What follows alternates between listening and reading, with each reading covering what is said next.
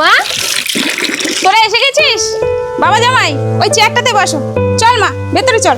মানে আমি ভেতরে যাব আর আমার স্বামী বাইরে বসে থাকবে? আরে মা, ঘরের ভিতরটা এলোমেলো হয়ে আছে তো, তাই জন্যই তোর মা ভিতরে নিয়ে যাচ্ছে না। আয় মা, আয় ভিতরে আয়, আমি একটু জামার সাথে কথা বলি। হ্যাঁ, যা যা যা যা। বাবা জামাই, তোমার পুরো নামটা কি? আগে শ্বশুর মশাই অনিত রুই দাস। ও, তার মানে তুমি জাতে মুচি, নিচু জাত। তা ভালো বংশের মেয়েটাকে তো পটিয়ে নিলে বলো। শোনো, আমার মেয়েটাকে তো বিয়ে করে অশুদ্ধ করে দিয়েছো, তা নিয়ে আমাদের ভেবে লাভ নেই। কিন্তু একটা কথা মনে রাখো, এখানে যতদিন আছো হুটহাট কোনো জিনিসে হাত দেবে না।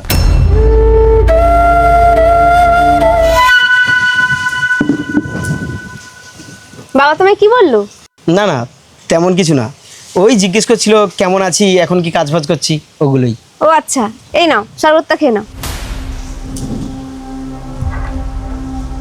আরে তুমি উঁচু করে খাচ্ছ কেন? এমনিই খাচ্ছি। মুখ লাগিয়ে খাও। আচ্ছা ঠিক আছে। মা, জামাইয়ের খাওয়া হয়ে গেছে, গ্লাসটা ওই সাইডে রেখে দে। এ কি মা, কাচের গ্লাস এখানে রাখলে তো ভেঙে যাবে, বাড়ি নিয়ে যাও। বললাম না এখানে রাখতে। মা, জামাই ষষ্ঠীর নিমন্ত্রণটা কি তাহলে আমার সংসার ভাঙার জন্য করেছো, না একটা মুচির ছেলেকে বিয়ে করেছো বলে তার জবাব নিতে ডাকছো? হ্যাঁ হ্যাঁ, যদি মনে করিস ওটাই তা তাই। বাবা, তিনকাল গিয়ে তো এককালে ঠেকেছি, এখনো পাল্টালে না? তুমি দাদাকে বিদেশে পাঠিয়েছো পড়াশোনার জন্য, আর আমাকে এই বাড়িতেই রেখে দিয়েছিলে মায়ের হাতের কাজের জন্য। ভালো কলেজেও পর্যন্ত ভর্তি করাওনি। একটা কথা বলো তো বাবা, আমার কি দোষ যে তুমি আমার ইচ্ছের কোনোদিনও দাম দাওনি? মা, তোর ইচ্ছেগুলোর দাম দেয়নি কেন জানিস? কারণ তোর ইচ্ছেগুলো বড্ড নোংরা। ঠিক আছে বাবা, আমি চললাম, কিন্তু তুমি একটা কথা মনে রাখো, আমি সেদিন অপেক্ষা থাকলাম যেদিন তুমি একটু খাবারের জন্য এই নোংরা জায়গায় আসবে। এরপর 2 বছর কেটে গেল। মালতী মাসি, বাইরে কে এসছে গো? দুজন ভিখারি এসছে। তা তুমি ওদেরকে না কিছু দিয়ে তাড়িয়ে দিচ্ছ? আজ বৃহস্পতিবার, ভিক্ষা দিতে নেই। আরে ভিক্ষে দিতে নেই ঠিক আছে, কিন্তু কিছু খেতে তো দাও। নাও, খেয়ে নাও।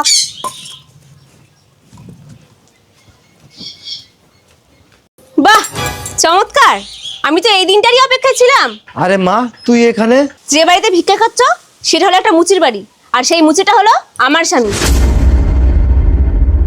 কিন্তু তোমাদের এমন দশা কি করে? মারে, তোর দাদা বিদেশ থেকে একটা মেয়েকে বিয়ে করে এনে আমাদের দুজনকে ঘর থেকে বের করে দিয়েছে। বাবা, আপনার এক ছেলে তাড়িয়ে দিয়েছে তো কি হয়েছে, আর এক ছেলে তো আছে। বাবা, আমাকে তুমি ক্ষমা করে দাও, আমি তোমার সাথে ভীষণ বড় অন্যায় করেছি। দেখলেন তো বন্ধুরা, কাউকে ছোট করে অবহেলা করার ফল কতটা ভয়ঙ্কর। তাই সবাইকে সমান চোখে দেখুন, ভালোবাসুন। ধন্যবাদ।